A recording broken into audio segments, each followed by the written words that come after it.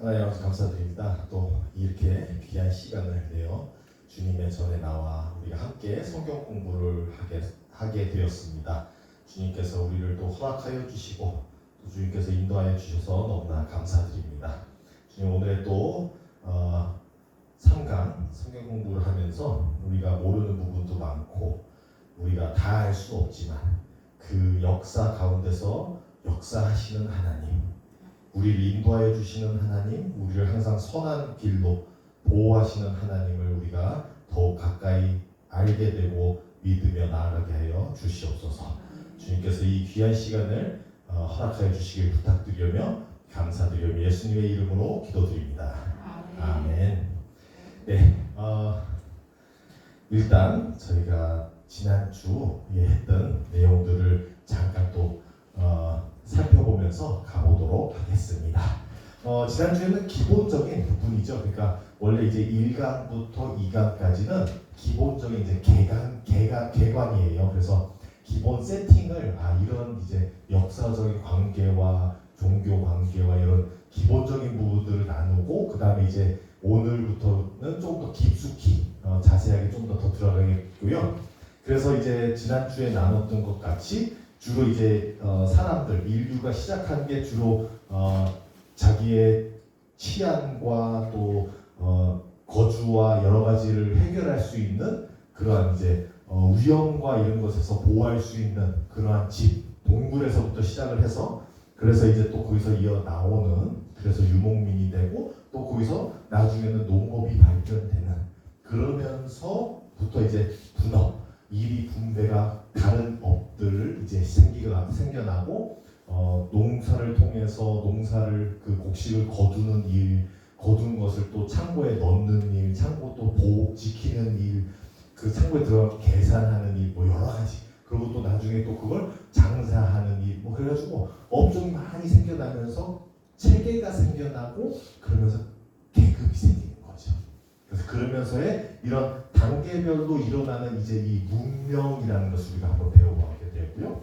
그러면서 이제 부족 단위에서 좀 더 도시 단위로 그리고 여기서 더 나간다면 국가 단위 또는 이제 오늘 내용도 국가에서 도시 정도에서 도시 국가라는 것을 배우겠지만 그러면서 더 이제 그 앞으로 다음 강의부터는 나가는 게 또 국가만이 아니라 제국 뭐 이런 식으로 나갈 거예요.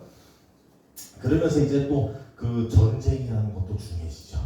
왜냐하면 물론 이제 전투 이런 것도 많이 있었지만 이게 더 큰 단위로 나라와 나라 그리고 이런 고대 문명에서는 고대에서는 어떤 일이 일어나면 전쟁과 전쟁은 거의 신들의 전쟁이라고 하죠. 신과 신이 맞대고 결투하는 것과 같이 여겼어요. 그러면 이긴 종족은 그 신이 더 강하다. 이는 이제 굉장히 기초적인 그러한 종교적인 이해를 가지고 있고 농업을 통해서 또 많은 종교적인 부분들, 자기네가 필요한 것들을 또 두려운 것들을 미신적인 것들을 계속 투영하여서 만들어내는 그런 종교들을 우리가 또 살펴보게 되고요.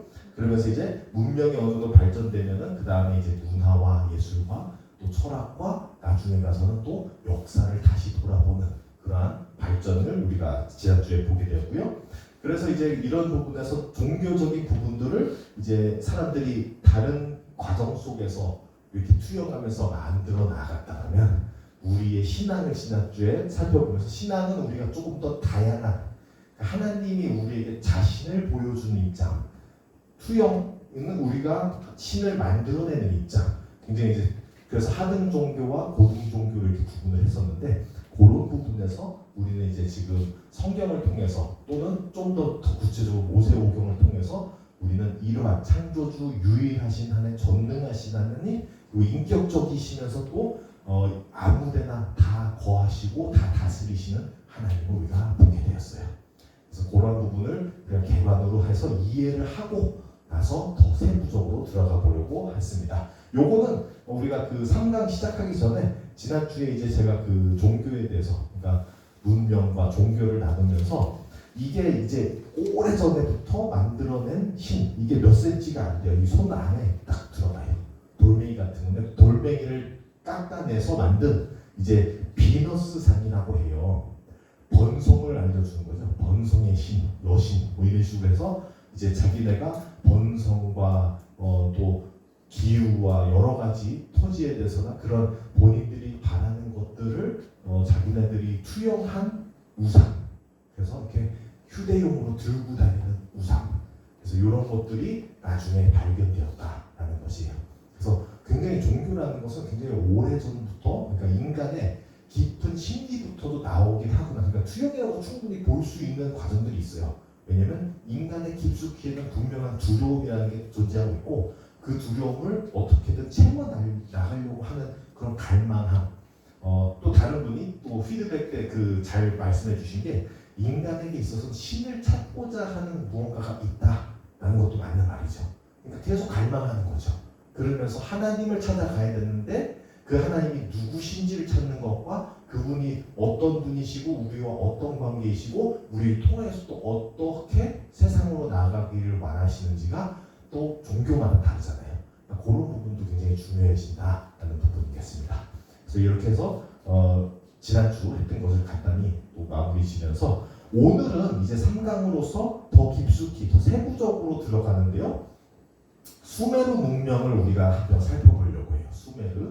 수메르가 거의 제일 인류에서 기초적인 제일 이제 문명의 시작이라고 볼 수 있는 거죠. 그러니까 문명이 고대 그러니까 좀 더 고급진, 좀 더 수준 높은 그런 조직화된 계급과 사회가 이루어지는 문명이라는 것이 이루어지고 있는 것이 이제 수메르 문명이라고 거의 초대에 있는 것을 우리가 살펴보겠습니다. 제가 이렇게 지도를 갖다 드린 이유가 또 지난번에 보시면은 제가 나눠드렸던 이런 것을 꼭 함께 항상 또 참고하시면 되게 좋을 거예요. 그래서 갖고 다니셔도 좋고요. 그래서 수메르 문명은 이제 이 메소포타미아라고 해요. 이 지역을 메소포타미아 지역에서 이제 여기 걸프, 퍼시안 걸프라 해가지고 여기 이제 이게 홍해 그리고 이쪽은 걸프로 인해서 이 지역을 이제 굉장히 토지가 좋은 지역인 거죠. 나머지가 사막이니까. 그래서 거기에 비해서 굉장히 토지가 좋은 지역 중심적으로 문명이 자랄 수밖에 없는 것이고 강이 있죠. 여기 티그리스와 유브라데 강이 있어서 강으로 인해서 충분한 필요한 것들이 공급되고 있고 여기에 또 뭐가 있어요? 나일강이 있죠. 그러니까 문명들이 주로 강 중에서 강 주변에서 시작되는 것도 맞는 거고요. 왜냐하면 그만큼 우리에게 물이 중요한 거죠. 그래서 그러한 부분들로 인해서 수메르 문명은 거의 물길과 또 이 굉장히 토지가 좋은 지역 중심적으로 이제 퍼져나가고 만들어지는 걸 보게 됩니다. 그래서 이제 주로 첫 도시가 이 지역 우르라는 부분으로 많이 시작되고 있고요. 그래서 수메르 문명을 이제 나누고자 하는데 그러기 위해서는 우리가 먼저는 제가 보고 싶은 게 뭐냐면 성경을 기반으로 성경과 역사를 같이 보고 싶은 거예요. 그냥 역사만 봐서 우리가 성경이랑 관련시키지 않으면 아무 의미가 없을 수 있어요. 우리는 중요한 건 뭐냐면 신앙을 위해서 성경을 보고 성경의 내용을 더 잘 알기 위해서 역사 공부를 하는 거지 역사를 그냥 역사 공부하기 위해서 하는 게 아니죠. 그래서 같이 보는데 뭘 보냐면 제가 이제 나눠드렸던 자료가 있어요. 요 모양이 있는데요. 요것과 첫 장에 또 이제 이름들인데 요것도 다시 살펴볼 거예요. 일단 이 두 가지를 보게 되시면요. 첫 번째로는 우리가 아담부터 시작해서의 계보예요. 아담부터의 족보가 쭉 나와서 여기서 이제 모세까지 나가는 것을 제가 그려드렸고요. 여기서 이 아담 시기가 수메르 문명이 이제 초기 단계. 그러니까 뭐냐면 아직 시티 스테이트라고 해요. 도시 국가가 되기 전이에요. 그러니까 이제 막 문명이라는 게 만들어지고 있는 시기라고 우리가 보면 돼요. 그래서 만들어지고 있는 시기에 아직 이렇게 단합되고 이렇게 끈끈하고 이렇게 국가적인 모습, 도시적인 모습 이런 것보다는 띄엄띄엄 아직은 이제 부족들로 인해서나 뭐 이런 식으로 이제 살아날 수 있다라는 그런 부분에서의 이제 역사가 시작이 되는 거죠. 그리고 거기서 쭉 이어서 오게 되는데 이제 중간에 보시면 중요한 게 뭐예요? 우리가 알고 있는 이제 노아의 홍수 사건이 있죠. 그걸 이제 중간에 잠깐 기록하고 있고요. 그 다음에 또 쭉 오다 보면 모세가 이제 이집트에서 출애굽하는 사건이 있죠. 여기는 이제 그러니까 수메르 문명과 그 여러 가지 상황 속에서 야곱을 통해서 야곱과 아들 요셉을 통해서 어디로 들어가요? 이집트를 들어가죠. 이집트를 들어가서 거기서부터는 우리가 그래서 이집트가 중요한 거예요. 이제 그건 다음 주에 보는 거고요. 그래서 나가기까지 사건인데 오늘 여기까지 보진 않겠고요. 이 앞부분을 주로 이제 수메르 문명에 많이 관련되어 있는 부분을 살펴보도록 하겠습니다. 자, 이런 부분에서 일단은 우리가 중요한 몇 가지를 갖게 보고 싶어요. 뭐냐면 일단 제가 흥미도 있고 한 게 뭐냐면 요 자료 보시면 그 우리 성경 인물들이 있죠. 아담부터 해서 이름이 쭉 나와 있는데 제가 다 살펴보진 않고 중요한 몇 가지만 이렇게 같이 살펴봄으로써 우리가 이런 것이 있구나라는 것을 좀 함께 나눴으면 좋겠습니다. 일단 시작은 아담으로 시작을 하는데 자, 먼저 제가 또 중요한 게 뭐냐면 여기서 의미라고 했을 때에 학자들도 모든 것의 정확한 의미를 다 알지는 않아요. 그러니까 예를 들자면 그 단어잖아요. 하나의 단어이고 문명마다 또는 이제 그 역사를 통해서 어떤 단어들은 더 계속 쓰이게 되고 어떤 단어들은 안 쓰이게 되고 어떤 단어들은 의미가 시대별로 조금씩 바뀌게 되고 그리고 어떤 문화들은 예를 들어서 한국은 똑같죠. 한국은 요즘은 한국말과 영어를 섞어서 써요. 그래서 마치 영어랑 한국말이랑 한국말이 영어로 한국말을 같이 쓰는 경우도 많죠. 그러니까 뭐 좀 다르게 말한다면 오렌지가 한국말로 뭐예요? 오렌지죠. 왜 그래요? 갖고 왔는데 우리 걸로 쓰는 거예요. 그러니까 그런 거죠. 그래가지고 그런 부분에서 언어라는 건 굉장히 역사와 관련돼서 어떻게 또 언어라는 것 자체도 단어라는 것들도 어떻게 변화되어 가는지에 따라서 다 달라져 버려요. 그러면 오늘날 살아있는 단어들도 있을 수 있고 안 쓰던 단어들도 있을 수 있고 그리고 여러 가지 사건을 통해서 왜 없어졌는지 모르고 없어졌다가 또 다시 살아난 단어들이 있을 수 있고 여러 가지 요소들이 같이 있기 때문에 우리가 이름을 보면서도 다 이 정확한 뜻이라고만 하면 안 돼요. 요걸 조금만 다른 예지만 한번 나누고 싶었던 게 뭐가 있냐면 예를 들자면 저는 주로 이제 설교하면서 히브리어랑 헬라어를 꼭 굳이 그렇게 잘 나누지는 않아요. 왜냐하면 웬만해서 헬라어나 히브리어나 영어로나 한국말로 번역이 될 수 있는 부분은 그냥 한국말로 하면 돼요. 근데 어떤 분들이 이제 유식해 보이려고 이제 쓸 때도 있지만 저는 가끔 다른 의미를 또 가지고 있을 때 당연히 쓰죠. 근데 또 반대로 여러분들 설교 여기 계신 분들은 그래도 뭐 교회 생활 오래 신앙생활 오래 하셨으니까 아실 거예요. 시간이라는 걸 헬라어에서 두 가지로 말한다죠. 뭐라고 해요? 카이로스랑 크로노스죠. 자, 요거는 제가 좀 많이 아쉬운 거예요. 왜냐면 목회자들이 자꾸 이걸 마치 신비한 것 같이 얘기하는 경우가 있는데 요거는 만약에 한국말로 번역해 들어오면 시간이라고 하지 않아요? 크로노스가 시간이고 카이로스는 순간이에요. 순간. 우리가 시간과 순간을 가지고 같은 거라고 얘기 안 하잖아요. 시간은 시간대로 이해해가고 순간은 순간대로 우리가 이해하고 영어로 다르게 말해요. 타임이라고 얘기하고 모멘트라고 얘기를 해요. 이해되시죠? 그런데 그거를 가지고 꼭 크로노스랑 카이로스 하실 수는 있겠지만 어떤 의미를 전달하기 위해서 설교를 통해서 하지만 저는 굳이 한국말로 그렇게 용어도 다른데 그렇게 굳이 해가지고 할 필요는 없다라는 생각을 갖고 있기 때문에 웬만해서는 될 수 있으면 한국말로 쓰는 것도 좋고 웬만해서는 그 의미를 그대로 가져오면 좋겠다. 근데 다시 돌아와서 그 의미를 놓치는 경우도 굉장히 많다는 거예요.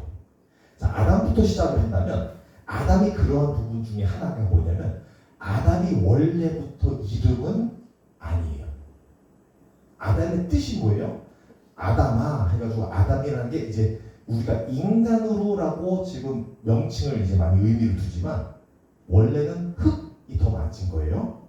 흙에서 만들어졌으니까 하는데 그래가지고 이 흙덩이를 사람으로 만들었어요. 근데 이 사람을 명칭을 부를 만한 다른 사람들이 많지가 않았을 수도 있고, 그죠? 이 사람을 우리가 읽는 성경에서만 본다면 누가 불렀어요? 하나님만 불렀을 수 있죠. 물론 와이프도 불렀을 수 있죠. 또는 한국식으로 본다면 와이프가 굳이 이름을 알 필요도 없어요. 여보 부르면 돼요. 그러면 이름을 알지도 못할 수도 있고 이름이 아닐 수도 있어요. 그냥 우리가 명칭을 부르는 거예요. 반대로 말해서 아담이 이제 창세기에서 보면은 짐승들의 이름을 부르잖아요. 그 짐승들의 이름이 처음부터 있었을까요? 없었다는 거예요. 그럼 부르는 게 이름인 거예요. 똑같아요. 아담의 이름이 뭐예요? 뭐든지 됐을 수 있지만 그냥 흙이라고 불러서 그렇게 됐을 수 있다. 처음부터 아담의 이름이 아담이 뭐 아닐 수도 있고 있을 수도 있지만 일단 성경은 그렇게 알려주지만 우리가 만약에 한국말로만 번역했더라면 처음에 그러니까 아담이 있었다라는 하지 않고 사람이 있었다 일 수도 있다는 거예요.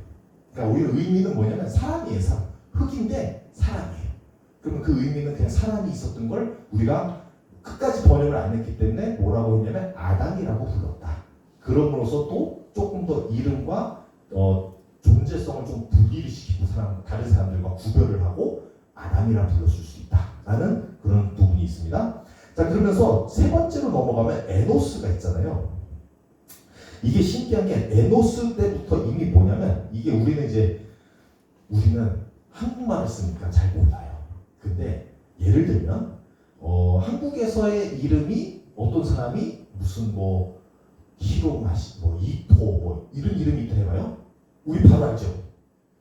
이 사람 한국 사람 아니구나. 그러니까 어디선가는 섞여 들어왔구나라는 걸 알게 돼요. 똑같아요. 에노스라는 단어가 원래는 히브리어의 의미보다는 아카디안이라고 해서 나중에 이제 문명에 대해서 알게 됐는데 수메르에서 나중에 그 왕조가 아카디안 왕조가 있어요. 아카드라고 하는데 그 왕조가 가졌을 때부터 아카디아어가 이제 많이 사용되기 시작하는데 그러니까 수메르죠. 수메르에서 나오는 언어다. 뭐 솔직히 말해서 이때에 쓰던 언어들이 거의 뭐였겠어요. 히브리어가 이때부터 있었는지는 잘 모르겠지만 이때 주변 민족들이 쓰고 있는 언어를 썼겠죠. 그러니까 그런 흔적들이 이미 보이는 거예요. 에노스가 그러니까 오히려 더 깊숙이 수메르 언어 더 나아가서 아카디아어에서 나중에 계속 유래되는 그런 부분에서도 이 언어가 쓰였다라는 걸 알게 되고요. 에노스와도 비슷하게 에녹도 그래요. 에녹에서는 오히려 그 에누, 흐누라는 부분이 이제 선택받음이라는 의미로 쓰는 경우가 있는데 그것이 이제 그 아카디아어에서 유래되어 가지고 이제 에녹이라는 단어를 쓰고 있다라는 부분도 있겠고요. 그다음에 이제 내려가셔서 보면은 12번 아르박산. 자, 요거는 보세요. 아르박산. 히브리어보다 딱 아르박산 하는 순간 굉장히 이 억양부터가 강해요. 뭐냐면 이거는 아마도 아수르나 바벨론에서의 좀 더 그런 이제 물론 같은 문명이면서도 다른 왕조이면서도 뉘앙스가 억양이 다르잖아요. 그러니까 이런 것에 차이가 있겠구나. 그러니까 그러한 아르박사시라면 이미 아수르와 바벨론의 영향을 받을 수 있는 그럼 무슨 뜻이냐면 요 이름을 쓸 때쯤이면 이미 문명이 수메르 문명에서 주변에 있는 도시들이 강해지면서 바벨론, 아수르 그 민족도 많이 컸을 수 있고 영향을 줄 수 있다라는 부분도 우리가 고려를 해봐야 된다는 거예요. 그러니까 그런 식으로 이제 섞여 들어가고 있는 거죠. 다 비슷한 동네에서 일어난 일들이에요. 그러니까 다른 나라라고 볼 수가 없고 아직은 이제 작은 도시들, 이렇게 도시 국가들이라고 보시면 되겠습니다. 그 다음에 이게 요거는 좀 제가 같이 나누고 싶은데 벨렉이 있죠. 우리 여기 요즘에 보면은 이제 우리 15번 벨렉의 이름의 뜻이 뭐예요? 분열, 나눔. 그래서 학자들이 주로 그 이름을 우리가 아무나 이렇게 아무렇게나 짓지는 않아요. 어떤 상황과 사건과 뭐 가족의 사건이건 주변에 있는 사건이건에 따라서 짓는 경우가 많았어요. 그러다 보니까 벨렉이라는 분열이라는 것은 분명히 어떠한 분열이 있었을 수 있다라고 해서 주로 거기다가 이제 벨렉의 사건과 연결시킬 때가 있어요. 15번 벨렉이 그러니까 바벨탑 사건이 요때쯤 일어났을 수 있다라고 보는 경우들이 있다는 거예요. 근데 저는 이것을 그냥 그렇게만 이제 그러니까 정확한 게 아니에요. 학자들도 이렇게 추정을 해보는 건데 저는 그걸 앞서서 윗부분을 한번 또 볼게요. 흥미로운 게 13번 셀라라고 하면은 성경 잘 아시는 분들 어디서 또 들어봤겠구나라고 있어요. 시편, 그죠? 시편에서 뭐로 많이 쓰여요? 음악 기호로 쓰여요. 쉼표. 그래서 셀라가 그 이 의미에서 온 거예요. 쉬다, 멈추다, 그리고 조용하다라는 부분에서 쓰였는데 그렇게 해서 나중에도 그 이름 이제 명칭으로 쓰이다 그런 이제 기호로 쓰이지만 이 이름에서 났다라는 저는 이렇게도 생각하는 거예요. 어떤 사건이 있었길래 모든 게 멈췄을까? 일상이 멈췄을까? 예를 들면 우리 오늘 현대 사회를 생각하면 코로나 생겼을 때 어땠어요?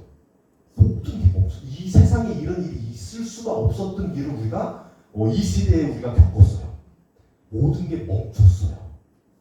그런 일이 있을 수도 많이 없잖아요. 그러니까 셀라가 왜 셀라였을까를 생각해보는 거예요. 뭐가 멈춘 거예요. 그러니까 이 의미도 과연 뭐였을까라는 이제 그런 생각을 해볼 수 있고 그 바로 아래도 셀라가 자기 아들을 뭐라고 했냐면 에벨이라고 했는데 에벨의 뜻이 건너편, 그러니까 강에서 건너편인데 뭐 때문에 건너편을 얘기하고 있나 하는 것도 생각을 해보는 거예요. 그래서 저는 좀 이거는 제 개인적으로 그 해석이 아니라 그 견해가 아니라 생각을 해보는 거예요. 흥미롭게 홍수 사건이 있고 7장에 홍수 사건이 나오기 시작하는데 창세기 6장에서 보면 거인들이 있죠. 그리고 7장에 홍수 사건이 있고 또 11장 가면은 바벨탑 사건이 있어요. 자 그러면 여러분들 제가 이제 지난번에 요한계시록 있는데 요한계시록 쓰였을 때 보면 신기한 게 세 가지의 다른 심판이라고 보기보다 하나 일어나고 하나가 아니라 세 가지 다양한 방법으로 한 가지 사건을 볼 때가 있어요. 그죠? 그래서 저는 흥미롭게 생각해보는 거예요. 혹시나 거인들 내용과 노아의 홍수 내용과 바벨탑 사건도 비슷한 사건을 다른 일들도 다른 시각에서 보여줄 수도 있다라는 것도 한번은 생각해볼 수 있다라는 거를 한번 나눠보는 거예요. 그럼 예를 들면은 그 홍수 사건과 이 아들들이 얼마 멀지가 않으니까 노아의 홍수 끝나자마자 셈을 낳는데 셈 낳고 나서부터 셀라도 그러고 에벨도 그러고 벨렉도 그러고 얼마 안 지나서예요. 그러니까 이 시기 때는 100년 몇 지나도 그 별로 큰 게 아니에요. 여기서는 그렇기 때문에 별로 안 된 시기에서 어쩌면은 옛날을 너네가 기억하고 회개하라 할 수도 있고 어쩌면은 그 시기에 바벨탑 사건도 일어났을 수도 있고 어쩌면 바벨탑 같이 교만한 사건을 노아의 홍수로 인해서 휩쓸어 버려서 흩었을 수도 있고 그럼으로써 에벨같이 강을 건너서 온 사람이 여기 와서 보여줄 수도 있고 또 노아의 홍수 사건도 그렇고 조금 이따 또 다시 다루겠는데요. 그래서 이러한 다양한 아직은 이제 모르니까 우리도 추정도 해보고 생각도 해보고 날짜도 이제 조정해보고 그래서 굉장히 많이 저도 날짜를 홍수 사건 언제고 뭐는 언제고 해가지고 많이 해봤는데도 그런다 해가지고 우리 알 수는 없어요. 너무 오래전 일들이고 기록이 없어요. 그래서 여러 가지로 이제 어렵지만 그런 이름들만 봐도 뭔가 있었을 수도 있겠구나라는 부분들도 우리가 함께 생각해 볼 수 있겠습니다. 자 20번 아브라함으로 가면 우리가 너무나 잘 아는 인물이죠. 모세까지 가기에는 아브라함을 일단 얘기하면 잠깐 제가 꼭 그래도 이 기회에 아브라함을 언급하고 싶었던 게 뭐냐면 일단 아브람으로 이름이 지어졌다가 아브라함이 되죠. 아브람이라면 아버지지만 아브라함이면 무리의 아버지, 그러니까 큰 민족의 아버지라는 의미를 갖게 되는데 이게 아브라함이라는 이름을 동일하게 쓰는 다른 종교가 있죠. 이슬람교. 그죠? 그래서 이슬람교에 가보면은 이 기회니까 잠깐 언급을 하는 거예요. 이슬람교에서는 아브라함이 우리도 아브라함 조상, 너희도 아브라함 조상, 그러니까 우리는 같은 가족이라고 또 얘기를 해요. 근데 같은 가족일까라는 부분에서 저도 이제 쿠란이 하나 있어요. 근데 보면은 이 아브라함이라는 인물이 우리 아브라함과 그 아브라함이 다른 아브라함이에요. 과연 아브라함 때 이름이 아브라함이라는 사람 한 명이만 있었을까요? 아니죠. 우리나라도 보면은 혹시 여기 계시지 않겠죠? 예를 들면 숫자 굉장히 많으셔요. 그러니까 아브라함이잖아요. 그 당시에도 많았을 수 있고 예수님이 한 분이셨을까요? 조슈아, 여호수아에서 유래된 단어인데 예슈아가 굉장히 흔했어요. 그러니까 하나님의 구원을 얻고자 하는 소망이 있었던 사람을 다 자기 자식을 예슈아라고 불렀어요. 그러니까 그만큼 많았을 수 있는데 같은 이름이라고 같은 그게 아니에요. 그리고 더더욱 요거는 또 다를 때 다루겠지만 간단히 말씀해서 알라가 우리 하나님이랑 달라요. 자꾸 붙여가지고 이렇게 얘기하는 경우가 많거든요. 이스라엘 사람들이 아니라는 걸 뚜렷이 얘기해 줄 수도 있어야 돼요. 알아야 돼요. 자, 그러면 아브라함 일단 그렇게 해서 넘어가고 모세까지만 제가 말씀 다 들고 할게요. 모세는 벌써 보세요. 야곱을 통해서 이스라엘이 이집트로 들어가고 나서 모세라는 단어는 어디서 유래가 되냐면 히브리어가 아니라 이집트어에서 유래가 돼요. 그러니까 학자들도 물론 다 다르게 얘기하겠지만 그래서 이집트를 보면은 이집트의 황제들 이름들 중에 바로라고 하죠. 페로라 해가지고 왕인데 그 이름들 보면은 투트모세, 아트모세 뭐 이렇게 모세가 왜 붙을까요? 그게 강에서 살면서 강에서 건져냄을 받는 그 구원이라는 것을 희망하고 있는 사람들에 대한 이름인 거예요. 히브리 쪽에서는 여호수아라고 하는 거고 우리 이집트 쪽에서는 모세라고 하는 거고 그러면 이 모세라는 단어가 그 이름도 많았을 있겠지만 모세가 그 중에 모세가 된 거예요. 그러면서 이 모세는 그래도 히브리인이어가지고 나중에 히브리인의 구원을 굉장히 크게 쓰임받은 사람이다. 그래서 이스라엘 민족 이게 족보를 제가 같이 나눈 이유도 뭐냐면 히브리 사람들이 이 유대교 전통 유대인들은 굉장히 자기의 전통 족보와 이런 걸 고집을 많이 하잖아요. 근데 여러분들 잘 아시잖아요. 마태복음 보면은 예수님의 족보가 어떠신지 그 안에 어쩌면 들어가면 안 되는 그러니까 히브리인에서 전통에서 봤을 때는 들어가면 안 되는 인물들이 많이 들어가 있어요. 여인들도 들어가 있고 그런데 그런 이유들을 본다면 우리는 우리의 이 신앙의 역사는 하나님이 차별 안 하세요. 인간이 차별해가지고 잘라내고 싸우고 다투고 해가지고 갈라내고 분열을 일으키지 하나님은 차별하지 않으세요. 하나님은 자기를 믿는 자, 자기 이름을 부른 자는 어떤 누구일지라도 통해서 쓰신다는 거예요. 우리가 차별하는 거지 하나님은 누구든 쓰시는 거예요. 이 족보만 봐도 알 거예요. 그게. 그래서 어느 민족에서 어떤 영향을 받아왔을지라도 들어서 쓰시는 거예요.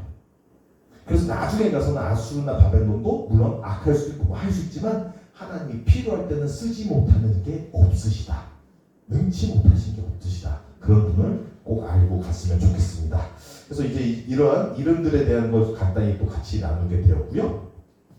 제가 드렸던 타임라인을 함께 보면서 저는 이제 꼭 그래도 중요한 부분이 시간이라는 개념이에요. 왜냐면 제가 중요한 질문들을 좀 같이 나눈 건데 답은 없는 질문들이지만 근데 거기서 알려면 먼저 시간 개념을 우리가 생각을 잠깐 해봐야 돼요. 자, 시간이라는 것은 우리가 주로 이제 시계를 통해서나 달력을 통해서나 우리가 해를 통해서 우리가 재잖아요.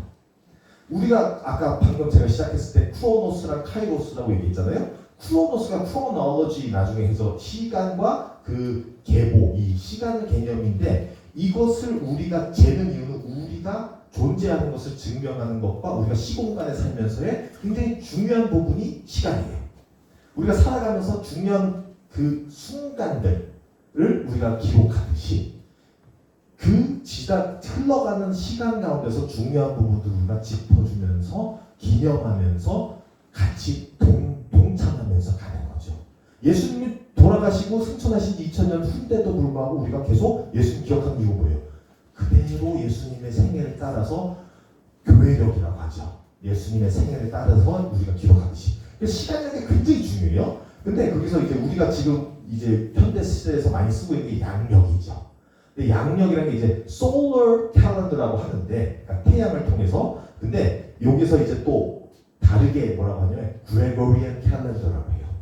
왜냐면 그레고리 그라는 이제 그 교황이 1582년도에 이 시스템을 오늘 우리가 쓰고 있는 양력 시스템을 만들었어요. 그러면 그 전에는 어떻게 시간이 됐냐? 줄리안 캘런더라고 있어요. 그래서 율리우스력이라고 해가지고 로마 제국 때 그래서 주전 46년경 이제 이 율리우스라는 사람이 이제 개념을 이제 잡아간 거죠. 로마에게 필요한. 그래서 조금의 차이가 있어요. 그래서 이 변경 시기가 어려운 거지 그 이후부터 우리가 따라서 가는 거잖아요. 좀 다르게 얘기하면 우리 오늘날 그 나이 세는 법이 지금 만 나이로 갑자기 바뀌었어요. 그러니까 힘들어요. 근데 요 시기만 지나면 편해져요. 왜냐면 다음 세대를 그냥 그대로 갈 거니까. 우리만 조금 고생하면 미래에 또 편하게 가는 거죠. 요거 전환되는 시기가 어려웠지. 그 다음부터 우리 지금 양력 잘 쓰고 있잖아요. 물론 뭐냐면 우리는 또 음력이 들어가지고 아직도 그 요번에 선거하면서도 연락해가지고 음력 생일이신 분들이 많아가지고 양력으로 넘어왔어요. 자, 그러한 이제 차이점들이 있는데 이런 부분에서 우리가 시간을 세는 부분, 시간의 개념이 다른 거예요.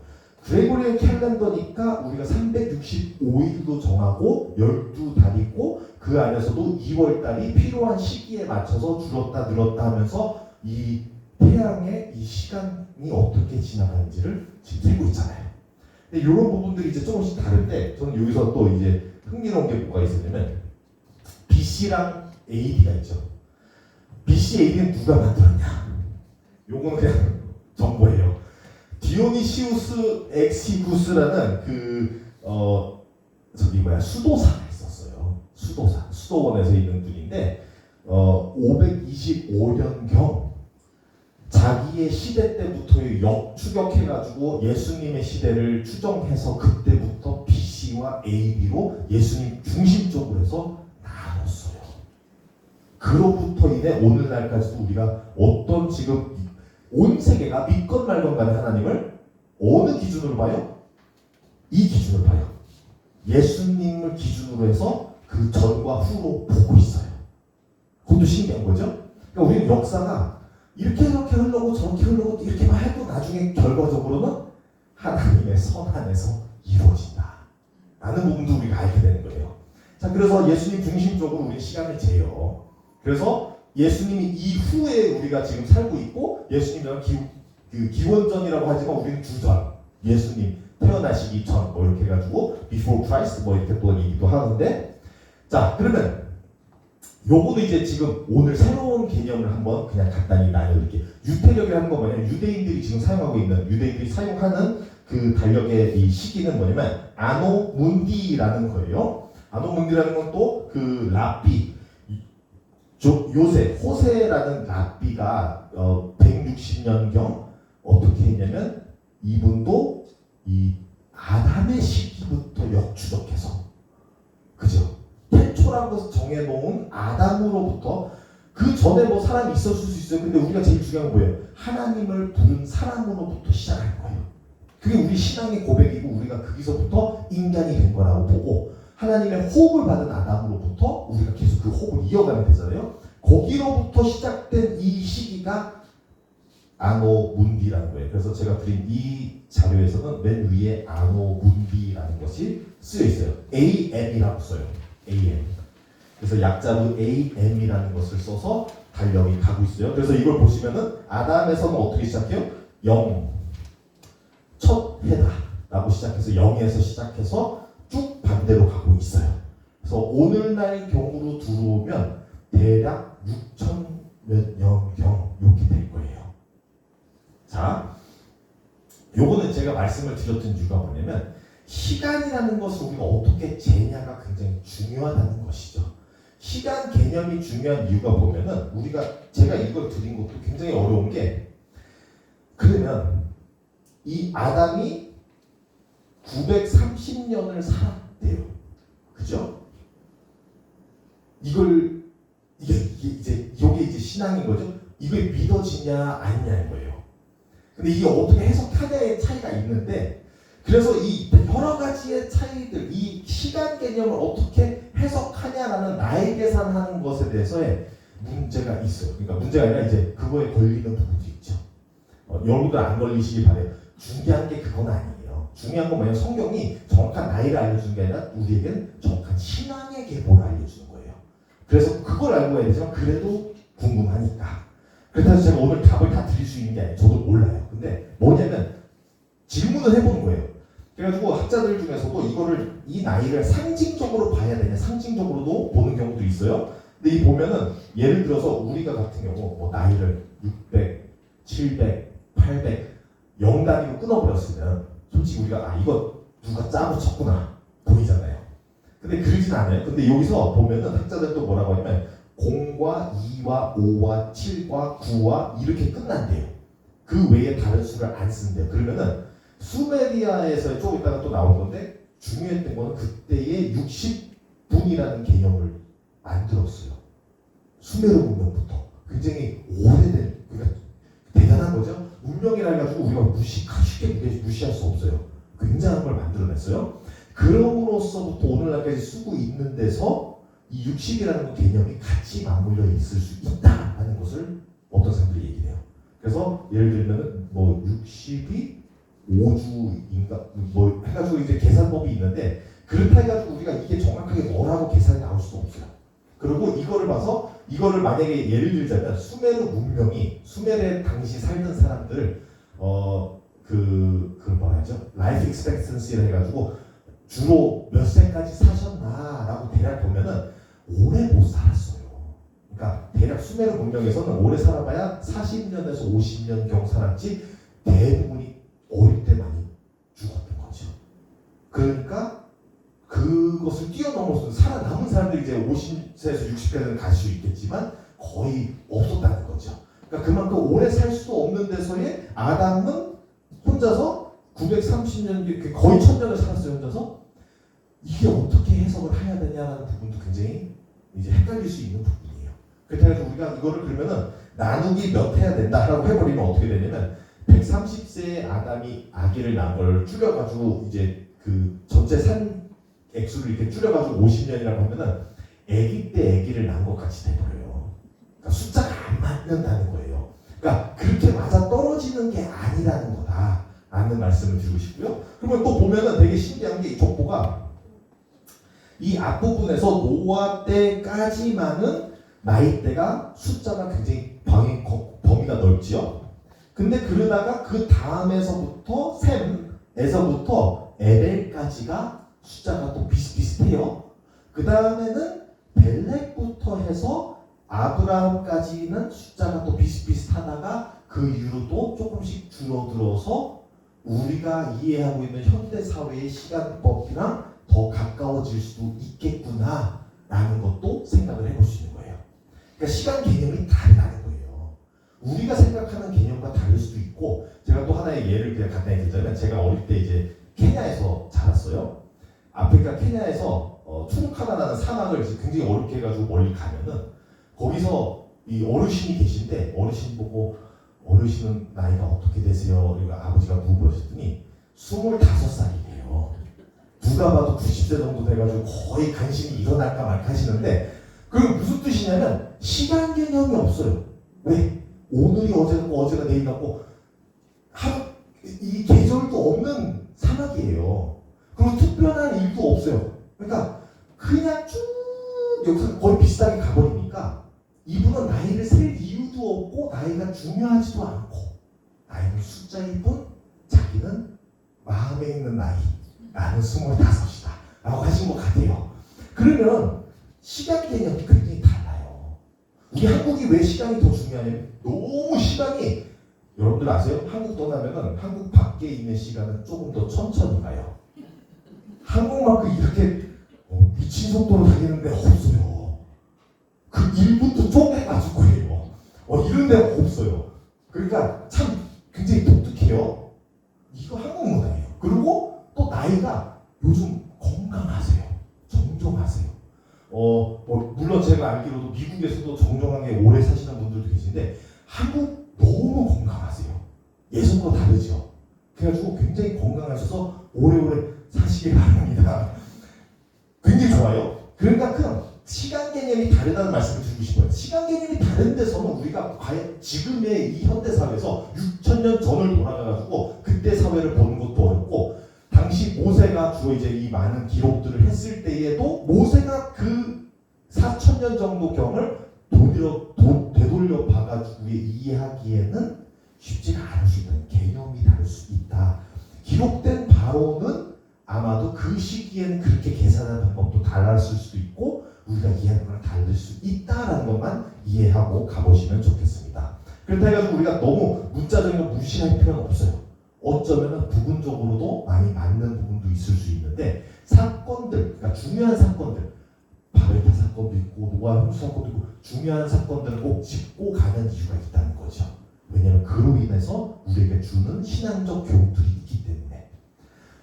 자, 노아의 홍수 사건도 그래서 중요한 게 뭐냐면, 이 노아의 홍수 사건을 제가 역사적으로 어떻게 넣어볼까라고 굉장히 많이 이제 저도 해보고 학자들이 한 것도 많이 보고 했는데, 거기서도 뭐냐면 이게 우리의 인류의 수메르 문명부터 해가지고 쭉 온다면 노아의 홍수가 세계적으로 일어난 일이라고 보기가 쉽지가 않아요.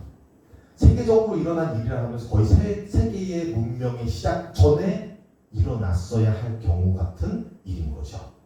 굉장히 어려운 시기예요. 그러면 이걸 어떻게 봐야 되냐 했을 때도 요거는 이제 그냥 다른 방법을 그냥 소개해드리는 거지 이게 정답이라는 거 말씀 아니에요.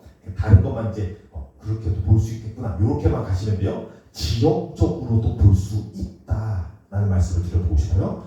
무슨 말씀이냐면, 여러분들 우리가 오늘날 이해하는 세계는 지금 여기 계신 분들이 꽤 계시니까 40년 전에 한국이 이해하는 세계와 굉장히 달라요. 오늘 우리 어린아이들이 겪는 세계는 오늘 반대쪽에서 일어나는 일을 지금 보고 있어요. 40년 전 맞겠죠? 40년 전에는 같은 나라에 있으면서도 누가 어디 간지 몰랐어요. 가족을 찾고 있었어요. 그죠? 같은 나라에도 몰라요. 저쪽 세계는 무슨 일인지 몰라요. 그래서 무슨 일이 있었냐면, 옛날에는 반대쪽 다른 세계에 대해서 다른 이제 외국을 갔다 와가지고 외국에 대해서 설명을 하잖아요. 그 사람이 하는 얘기가 진리예요. 아무리 거짓말을 할지라도 그분이 얘기하면 그렇구나 해요. 요즘은 그러지 않죠. 세계를 우리가 다 한 손 안에 들어가 있어요. 그러니까 세계에 대해서 얘기하잖아요. 다 알아요. 저 사람이 거짓말 치고 있구나. 알 수 있어요, 이제는. 더 이상 그런 거짓말 못 치는 거죠. 그런 세상에 살고 있는, 세상이 너무 좁은 세상에 사는데, 이 메소포타미아의 시기에 수메르 문명에서 알던 세계는 얼마나 컸을까라고 생각해 보시잖아요. 자기 동네도 벗어나기 쉽지가 않아요.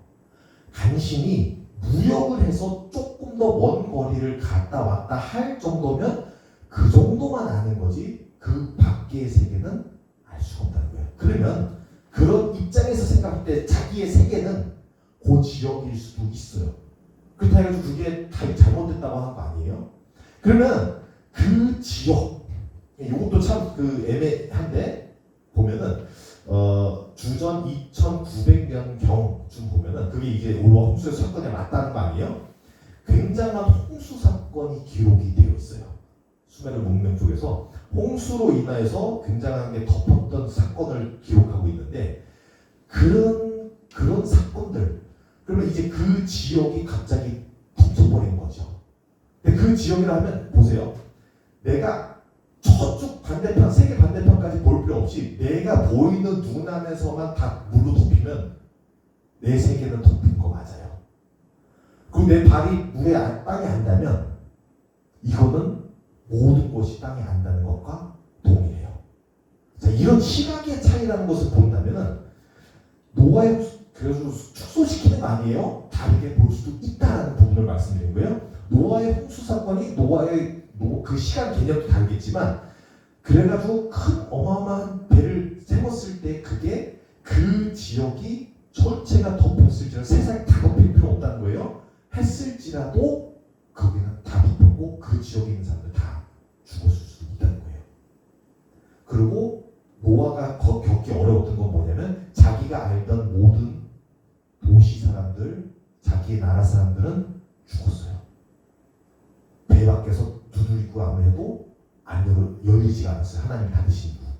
그러면 본인이 그걸 겪으면서 어려웠던 그 아픔 실질적인 거고, 본인이 겪었던 건 자기 세상이 무너진 게 맞아요. 그 차이가 있다는 거예요. 우리가 굉장히 이제 요즘 흔히, 그러니까 너무 세상이 크니까 우리가 모든 사람들 죽어가는 거 다 계산 못해요. 근데 많은 사람 죽는다고 해가지고 우리는 마음에 큰 뭐 움직임이 없을 수 있지만, 내가 가까운 사람 한 명만 죽어도 우리의 인생은 움직여요. 굉장히 커요. 그 한 사람. 노아가 그런 걸, 그걸 가지고 우리가 세계적이지 않다라고 말할 수는 없다는 거예요. 시각적인 차이인 거예요. 우리가 어떻게 보냐의 차이인 거예요. 그래서 노아의 홍수 사건도 어떤지 몰라요. 저도 축소시켜서 볼 수도 있지만 또 크게도 볼 수 있겠지만, 그 어떤 경우일지라도 중요한 것은 세계가 변했고 세계가 무너졌고, 그로 인해서 어쩌면은 셀라가 같이 세계가 멈췄고, 그리고 에베같이 강 건너편에 있는 사람을 만나게 되었을 수 있고, 그리고 벨렉 분열로 인해서 갈라졌을 수 있고, 다 일어날 수 있다라는 부분을 우리가 함께 생각도 해볼 수 있다는 것이죠. 자, 그러면서 자, 바벨탑 사건도 그래서 아까 말씀드린 것 같이 벨렉이라는 이름으로 해서 분열, 그래서 진짜 분열로 이루어진 거냐, 아니면은 어쩌면 홍수 사건과 비슷한 사건들을 겹쳐서 볼 수도 있다라는 것도 생각은 그냥 흥미롭게 해보는 거고요. 이게 맞다는 거 아니에요. 그 다음에 이스라엘과 이집트의 이제 요거는 이제 그 원래 이제 요것만 말씀을 드리고 가려고요. 이집트로 나중에 넘어갈 건데, 다음 주에 넘어가는데, 문제는 뭐냐면 야곱이 이집트에 들어간 시기와 그 다음에 출애굽해서 나오는 시기를 출애굽기에서 뭐라고 해요? 430년이라고 해요. 이 430년을 보기에는 너무나 이 출애굽기에서 나오는 이 야곱부터 해서 레위, 고핫, 아므람 그리고 모세의 이 족보가 너무 짧아요.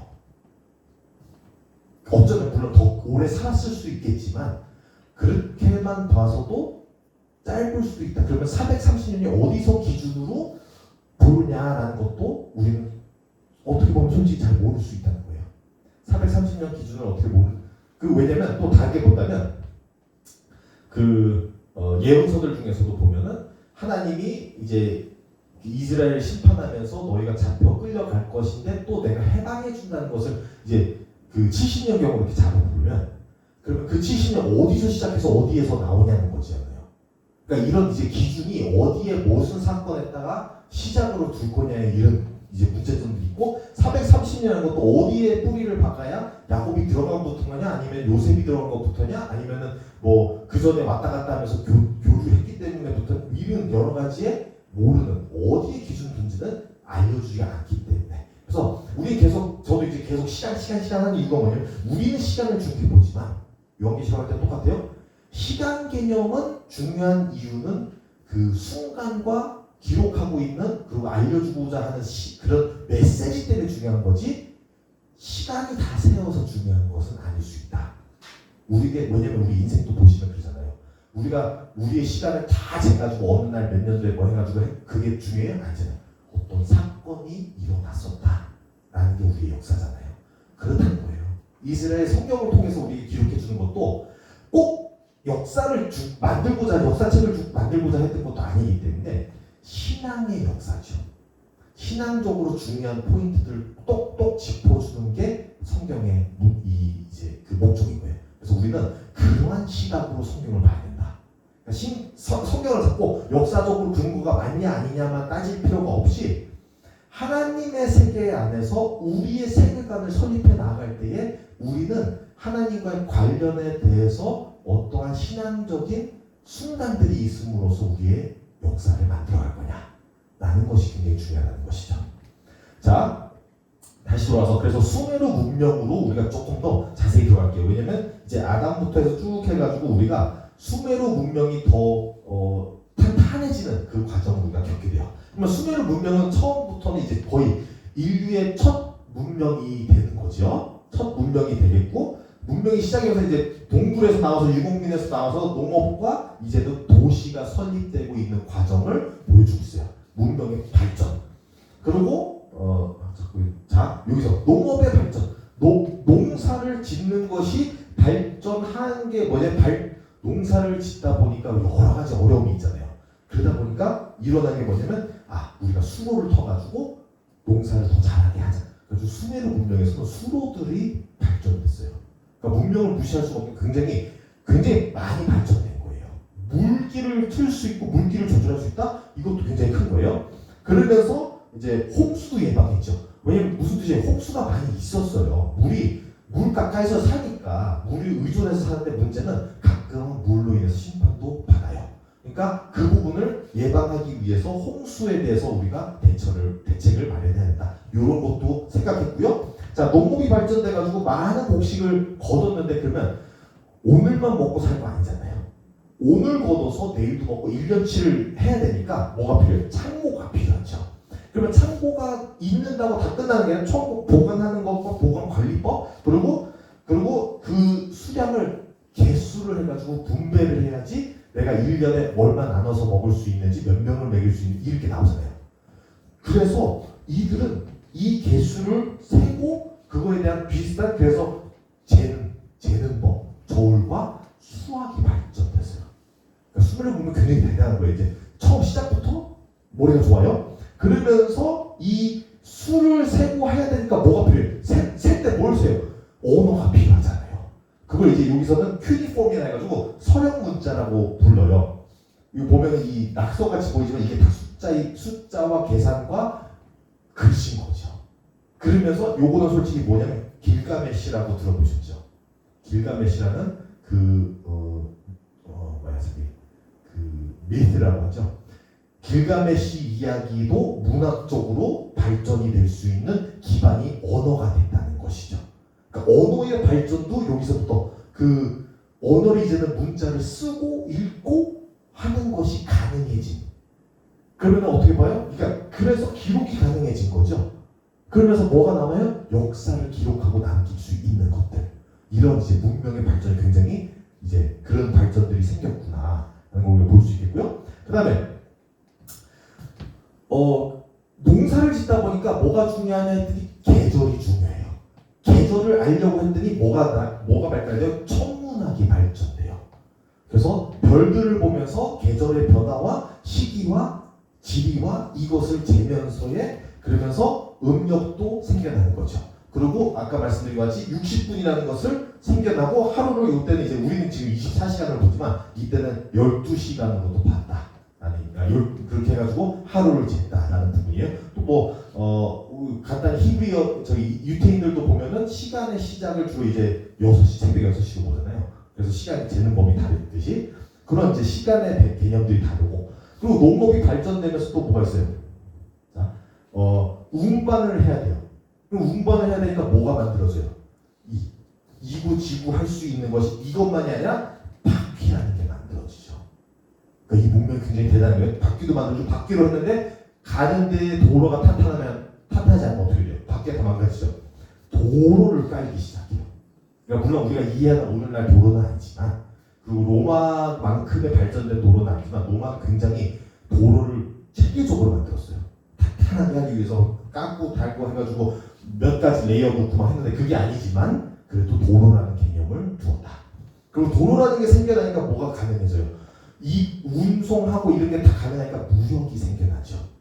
그러니까 이제 시장이 활발하게 움직이는.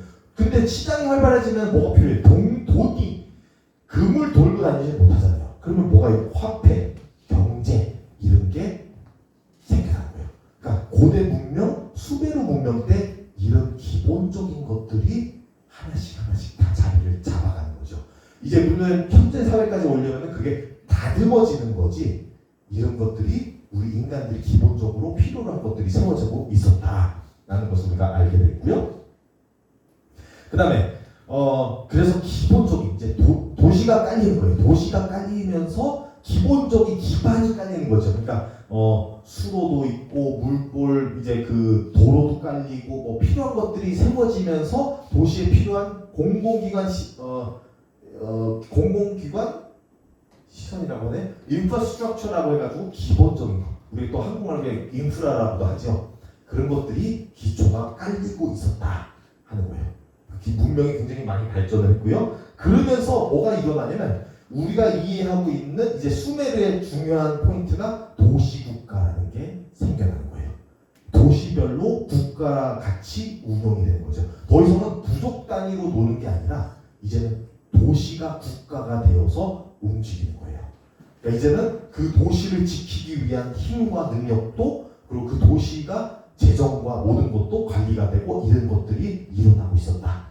시티 스테이트라고 하는데요. 그래가지고 여기서 그 이제 이 수메르 문명에서 그 메소포타미아 그 지역에서 좀 이따 그 지도 보여드릴 건데요. 우루와 우루크 이제 에리두 이런 굉장히 중요한 도시들 중심적으로 그래서 각각 도시마다의 이제 도시 국가가 세워지는 게 수메르 문명이에요. 같은 문명이니까요. 지리 비슷하고 언어도 비슷한데 그냥 이제 도시별로의 국가다라는 부분인 거죠. 그래서 이렇게 지도를 보시면요, 제가 아마 그 자료에 지도 좀 드렸을 것 같아요. 보시면 1번은 1번 이제 우루크 뭐 이렇게 해가지고 나오죠. 그 다음에 이제 그래서 여기 보시면 제가 또 뭘 넣냐면 나중에 나올 6번 같은 경우는 아카드라는 이제 도시가 있어요. 아카드가 나중에 아케이디언이라는 했는데 아카드 그 왕조가 나중에 이제 수메르 문명을 이제 통일시켜 버려요. 이제 막 우리가 오늘 마무리 질 때가 아카드 문명이 통일시키는 걸 말씀을 언급하면서 갈 건데 아카드가 여기서 이제 그러니까 수도부터 시작하는 거예요. 아까 말씀드렸죠 도시국가. 그러니까 이 도시국가가 강해지면서의 힘을 발휘해가지고 다른 나라들을 이제 그 나중에 통일시키는 아카드. 그 다음에 그때 이제 사르곤이라는 사람이 이제 왕조 이제 일으키는데 그 다음에 아수르도 뭐예요? 7번. 아수르라는 도시가 있었어요. 그러니까 그 도시의 사람들이 더 강해지고 커져서 나중에 이 같은 지역을 자기가 휩쓰면은 그게 이제 아수르 왕조가 되는 거예요. 그 다음에 또 뭐가 있어요? 여기 9번 바벨론. 9번 바벨론 있죠? 여기 있죠?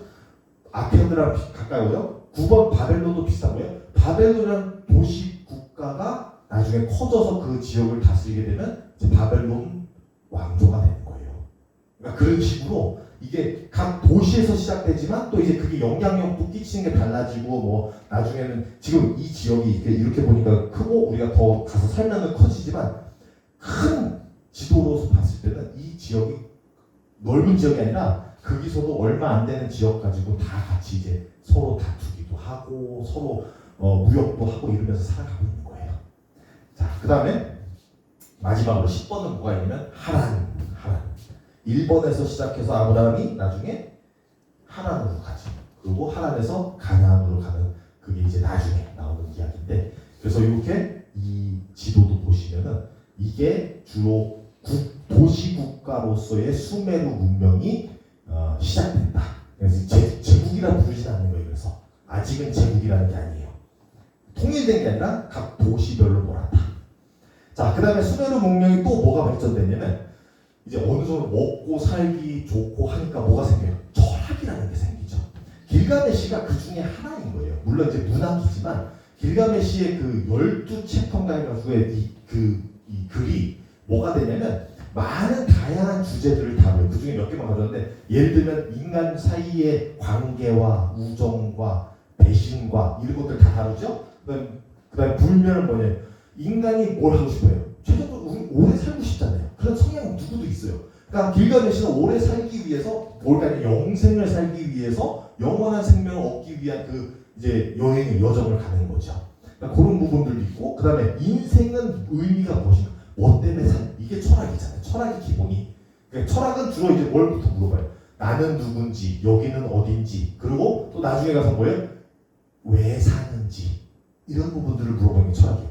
먹고 살기가 부를 때 그런 걸 물어보죠. 먹고 살기가 어려울 때는 뭐예요? 생존 자체가 어렵죠. 그러니까 이게 좀 차이가 있는 거예요. 수메르 문명이 그만큼 발전을 해가지고 문명이라고 할 수 있고 이제는 철학까지 누리고 문화도 누리고 이제는 생각을 해보는 거예요. 여러 가지로. 자, 그러면서 또 뭐가 발전되냐? 같이 동일하게 농업과 같이 발전된 게 종교이죠. 농업을 위한 신들을 본인들이 이제 투영해서 만드는 부분도 많이 있고 그러면서 이제 그 중요한 것들 잘 살기 위한 번성의 신 이거 중요한 게 뭐냐면 오늘날도 우리가 믿는 신앙이 잘못 자칫하면은 주로 어디로 가요? 본성으로만 갈 때가 있어요. 근데 우리 예수님이 이 세상에서만 잘 살기 위해서 얘기하신 건 아니잖아요. 근데 우리가 잘못하면은 교회에서도 잘못했을 때 메시지가 뭐냐면 여러분들 교회 오세요. 교회 오시면 잘 살아요. 하나님이 복을 넘치도록 부어줘요. 그러면 하나님이 복 안 가난한 분들 복 안 주셔서 그런 거예요? 그건 굉장히 이제 잘못된 사상들도 같이 들어오는 거거든요. 이 번성의 신앙, 나중에 이스라엘이 믿던 모든 신 우상들이 다 요거예요. 번성의 신. 그래서 바알과 아세라 나중에 오는 거고요. 그래서 이 당시에 이제 수메르 문명 이런 다양한 신들을 많이 믿었어요. 제가 또 노트에는 제가 많이 더 세부적으로 드렸어요. 그래가지고 뭐 공기의 신, 물의 신, 땅의 신 뭐 이렇게 해가지고 많이 들었고 뭐 여신도 있고 해가지고 그런 부분. 엔키 같은 경우는 물의 신인데 여기 옆에가 뭐냐면 이게 지금 뭐냐면 벽화를 그림으로 그려낸 거예요. 그래가지고 이런 이 벽화가 있어요. 엔키라 해가지고 엔키라는 신을 벽화에 그려냈는데 보니까 이게 뭐예요? 물결을 그 당시 그려낸 거고 여기 뭐예요? 이게 화살표가 아니라 물고기들이죠. 물고기들이 이 엔키 신에게 이렇게 가는 것을 표현한 거예요. 예술로. 그러니까 뭐예요? 종교가 발전해서 또 뭐가 같이 발전해요? 예술이 발전해요. 예술의 대부분은 뭘 시작해요? 종교적 주제를 다루기를 많이 하죠. 그런 부분들이 같이 연결되어 있다라는 부분이 알겠고요. 또 물론 이제 여기서 나중에 지금 다루지 않았지만 신들 중에서 또 날개 있는 신들이 있어요. 그러니까 독수리 날개로 시작하는데 그게 또 나중에 발전되고 뭐 하다 보면은 나중에 유럽에 가가지고 뭐가 돼요? 천사가 왜 날개가 있어요? 그런 영향들이 같이 맞물리는 거예요. 그러니까 천사가 날개가 있는지 없는지 우리는 모르잖아요. 근데 천사를 왜 날개를 그려내요? 이런 영향이 있는 거예요. 보고 배운 걸 갖고 하는 거예요. 좀 다르게 말씀드리면은 이거는 아수르 쪽에 넘어갔을 때 할 텐데 아마 당시 아수르와 바벨론의 문화가 이제 종교와 문화와 예술가 이게 많이 발전되면서 보여지는 이제 그 신들에 대한 이 우상들과 모습들이 있어요. 나중에 그런 것을 그런 비슷한 유형으로 하나님을 얘기할 때가 있어요. 근데 왜냐면 본인이 보고 배운 문화가 그건데 대신 하나님에 대한 그 존재성과 그분에 대한 건 다르겠지만 그분의 모습을 그 당시에는 그렇게도 그려낼 수 있었겠구나 라는 부분들이 좀 차이가 있는 거예요. 그러니까 문화를 우리가 항상 벗어날 수가 없어요. 역사라는 것은 우리가 사람으로서는 우리가 살고 있는 시대와 문화와 그 당시에 있는 것들을 다 벗어날 수는 없어요. 그래서 그런 부분들이 다 영향이 같이 있는 거예요. 자, 그러면서 이제 그 수메르 문화에서 신당, 이 지난번에 보셨죠? 지그랄시라고 해가지고 이제 그 계단식형의 그 피라미드를 세우는 경우들이 이게 신당이죠. 그래서 이렇게 세우는 이유가 뭐예요? 높이 쌓아서 생각해보세요. 그 당시에는 아무것도 없고 다 납작한 집들도 별로 크게 지을 수 없고 뭐 여러 가지 했겠지만 거기서 저 멀리서부터 보이는 그 당시 굉장히 컸겠죠.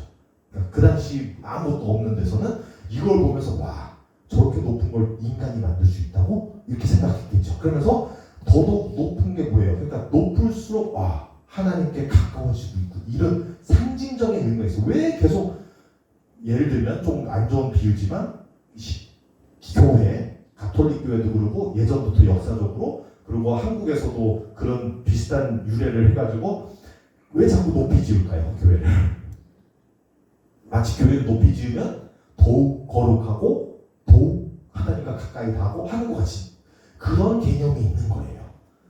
그런 이제 이 수메르 신 중에서도 하늘의 신이 있어요. 근데 그런 게 뭐예요? 하나님이라는 게 하늘에 있다라는 그런 이제 뉘앙스. 하나님이 왜 하느님이라고 했죠 옛날에는. 그러니까 그런 부분도 제가 나중에 또 다루게 되는데 그런 부분에서 높을수록 하나님과 맞닿는 것 같이 생각을 해요. 바벨탑이 왜 무너져야 됐어요? 바벨탑 상징이 그거예요. 하나님을 다 할 수 있고 내가 하나님이 있는 자리에 가겠다라는 게 될 수 있는 거예요.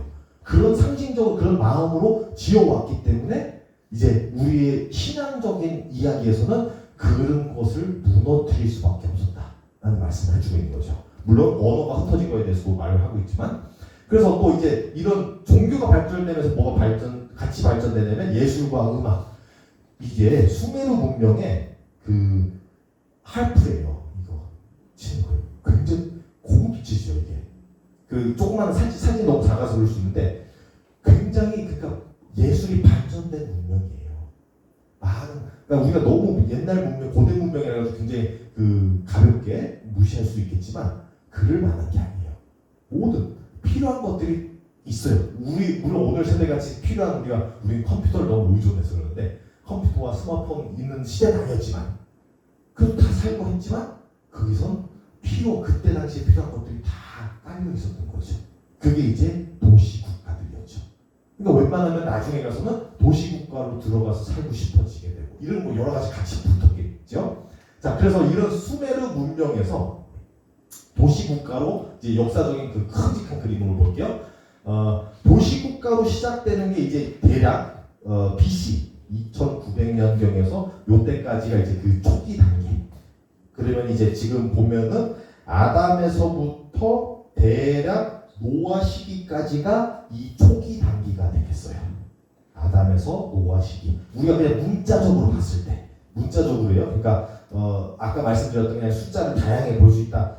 그거 다 무시하고 그냥 딱 봤을 때 이 약도대로 이 족보대로가 맞다면은 대략 아담에서부터 노아 시대가 요 초기에 국가 도시 설립되는 과정. 그리고 그 다음 과정이 뭐예요? 아까 말씀드렸던 아카드라는 수도 도시 국가가 더 강해져서 사르곤 영어로는 사르곤이라고 하는데 굉장히 유명해요. 이 아카디안 왕이 이 사르곤 아카디아 왕조를 이제 시작하는 거죠. 이 주변에 있던 우르와 우룩과 이 다른 도시들을 통일을 시켜버렸어요. 자기 걸로 해가지고 다 잡아버렸어요. 그러면서 이제 제국이라는 게 시작이 되는 거죠.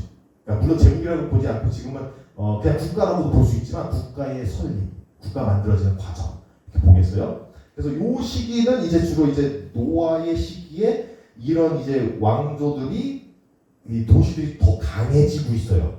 그러니까 아담의 시대 때랑 달라요. 아담 때는 그냥 거의 이제 잘해야 농사 지금 짓고 있고 조금씩 이제 부족별로 단위별로 움직이지만 지금 노아 정도 때 오면은 이미 왕조들과 노아의 홍수가 왜 있어야 되겠어요? 이제는 도시별로 하지 말아야 될 죄까지 범하면서 이루어지고 있는 거예요. 그러니까 이 문자적으로 본다면 그러니까 그러한 맞물리는 거죠. 문명이 자라면서 좋은 것만 자랄까요? 아니죠. 퇴폐적인 문화도 같이 들어가죠. 그러니까 안 좋은 것들 같이 섞이고 하면서의 그 소돔과 고모라가 상징적으로 뭐예요? 굉장한 도시들이었는데 그 굉장한 도시가 뭐예요? 안 좋은 것만 골라서 하는 거예요. 그런 이제 도시의 상징적인 것들이 뭐예요? 그래서 이집트도 우리가 출애굽을 들어가면서 바로 창세기에서 출애굽 보면 이집트에 들어가 있는데 이집트 문명을 이미 바벨론 사건 때에 문명이 묶여가지고 하는 짓거리가 나쁘다라는 것을 강조했는데 그리고 노아 홍수 때 그거를 이제 심판했는데도 또 족보가 해가지고 이집트에 들어가서 보니까 이집트에서도 황제를 통해서 그러니까 바로라는 이제 왕족을 통해서 이 사람들에게 노예를 하고 사람들을 억압시키고 사람들에게 못할 짓을 다 하고 있는 것들도 보이는 게 이제 그 역사인 거죠. 그러니까 성경에서 분명히 해방에 대해서 것도 얘기하고 있고 그런 사람이 사람을 억압하는 것에 대해서 굉장히 반대를 하고 있는 게 이미 창세기부터 이미 나오고 있어요. 그래서 그런 부분들이 같이 깔려 있고 왜 자꾸 중간에 떨어지네.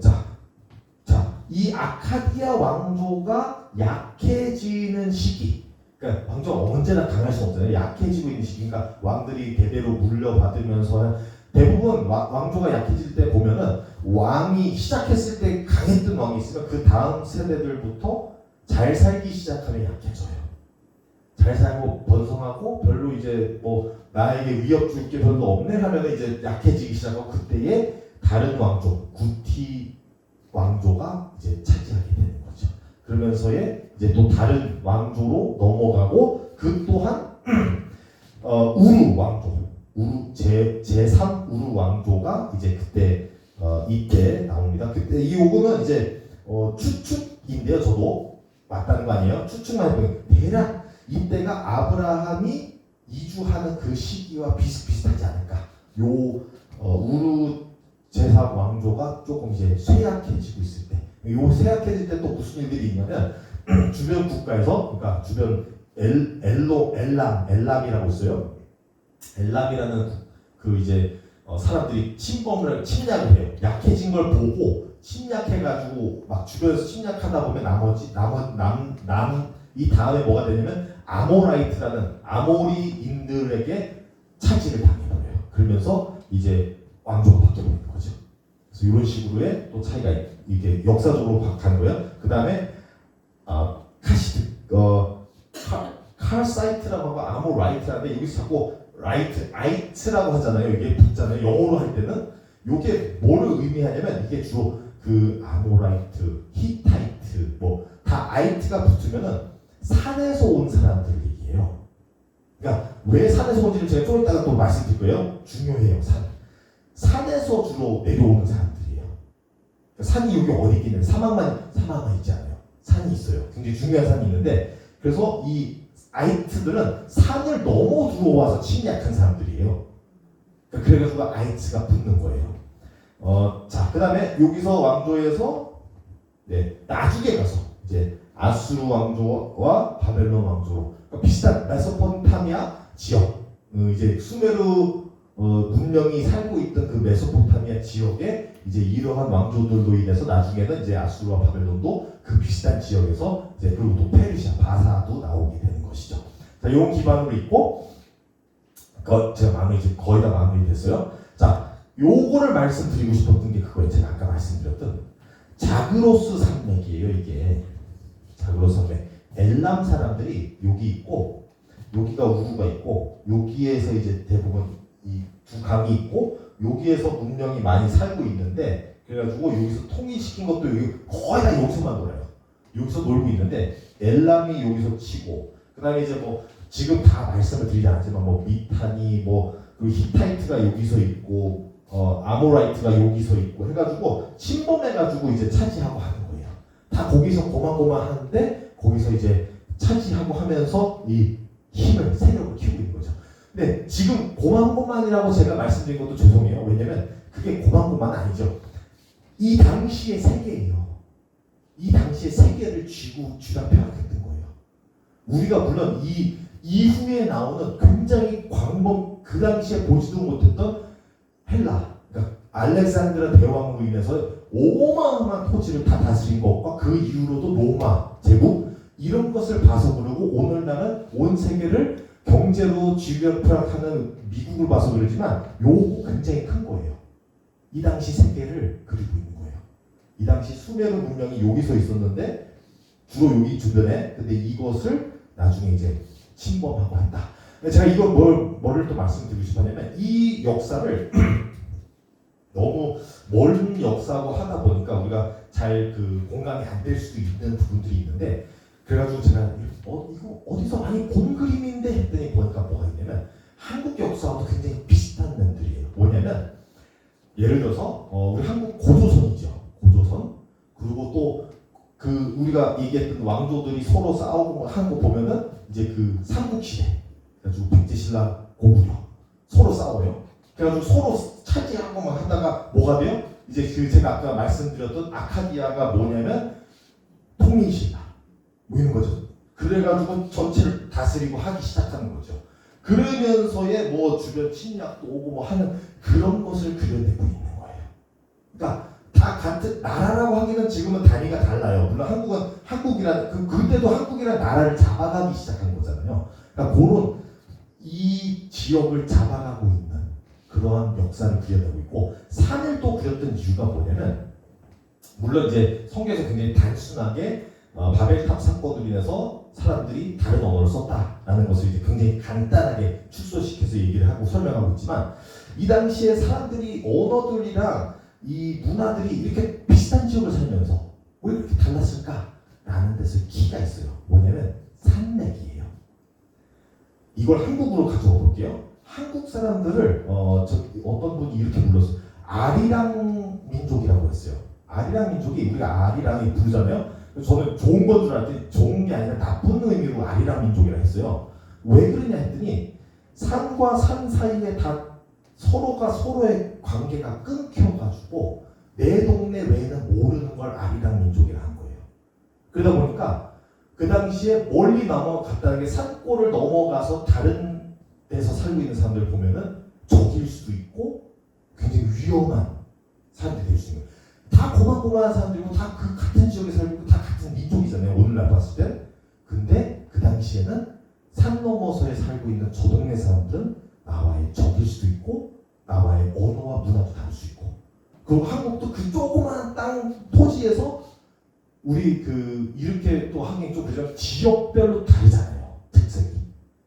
지역별로 그러니까 저는 그래도 다행히도 이제 뭐 다양한 지역에 계신 분들이 친구들이 있어가지고 그러지만 제 동생들은 외국에 살면서 거의 외국 사람들만 만나고 살았어요. 그러다가 한국 들어왔더니 누가 경상도 사투리 했더니 무슨 말인지 이해를 못해요 동생이. 그래가지고 뭐 예를 들면 뭐 제 동생 이름이 우주에 우주가 했더니 우주가가 뭐야? 하는 거예요. 그냥 부른 거야 너를. 근데 왜 가를 붙여? 그러니까 전혀 이게 다른 거예요 문화가. 그리고 뭐 이제 저도 뭐 그러니까 저야도 분들도 계셨고 경상도 분들 친구들 있고 하다 보니까 뭐 다양한 알아듣지. 그러다가 오늘 이제 또 한준도사님은 또 제주도 분이시잖아요. 거기는 아예 또 못 알아듣는 단어들을 써요. 그러니까 조그만 지역 한국에서도 다양한 단어를 쓰는데 이 지역에서 언어와 문화가 다를 수밖에 없었던 요소 중에 하나도 뭐가 있냐면 산들이 있었어요. 막고 있었어요. 그리고 그 두려움이 있었어요. 넘어가서에 만나는 저 민족이 과연 내 아군일지 적군인지 모르는. 그러니까 쉽게 다닐 수 있는 것도 아니에요. 만약에 우리가 아브라함과 그 아버지 데라가 하란까지에 가는 이 과정이 우리는 오늘날 비행기 타고 쉽게 아무 데나 가서 그러지 굉장히 어려운 여정을 시작한 거예요. 그 어려운 여정을 시작했다면 우리는 데라가 왜 그 여정을 시작했냐도 생각을 해봐야 한다는 거예요. 왜냐하면 그 먼 거리를 가기가 쉽지 않거든요.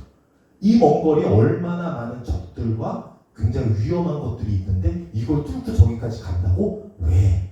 라고 물어보게 되는 거예요.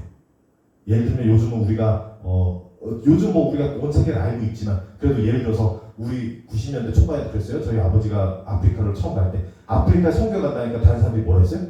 왜? 거기 뭐가 있다고? 그러니까 그런 거예요. 왜 굳이 베라가 하란까지 갔을까? 이 먼 거리를 그 위험을 무릅쓰고 왜 갔을까? 하는 거예요. 우리가 뭘 다 알지는 못하지만 그러한 이 굉장히 위험한 어렵고 힘든 시기가 있었구나.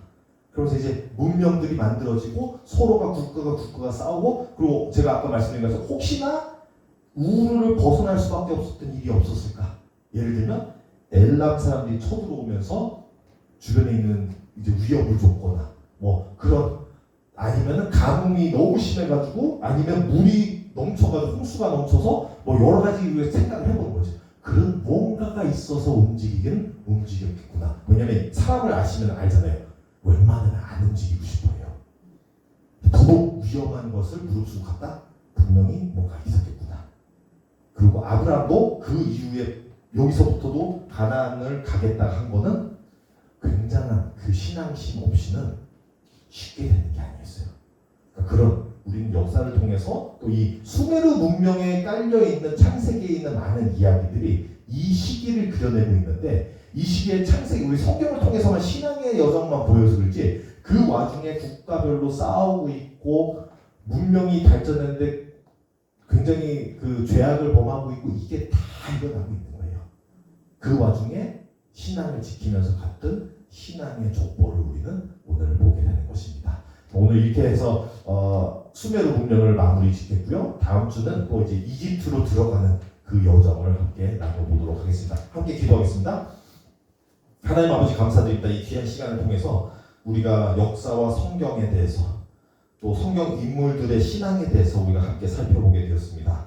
역사적으로는 그들이 겪고 있던 시대와 많은 것들이 어렵고 힘들 수 있었겠지만 그 안에서도 신앙을 지킬 수 있게 도와주신 하나님, 오늘 그 하나님은 우리도 믿사오니 하나님께서 우리가 살고 있는 이 세상도 지켜보아해 주시고 우리를 인도하여 주시고 우리가 살아가는 그 여정 속에서도 함께 동행하여 주시옵소서. 하나님 우리 또 성경 공부 마치고 돌아가는 발걸음도 주님께서 지켜주시길 부탁드리며 감사드리며 예수님의 이름으로 기도드립니다. 아멘.